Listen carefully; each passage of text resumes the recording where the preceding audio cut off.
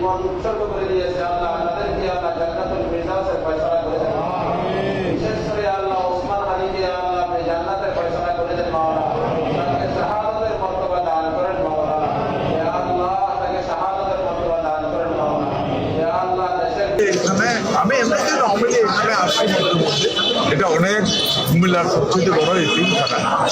বেগম খালেদা জিয়া, আপনারা জানেন আমরা গত অনেকদিন যাবৎ, প্রায় 1 মাস যাবৎ আমরা আমাদের পার্টি অফিসে, বিএনপি অফিসে কন্টিনিউয়াসলি কোরআন তালাওয়াত হতো সকাল থেকে সন্ধ্যা পর্যন্ত এবং বিকালে দোয়া হতো।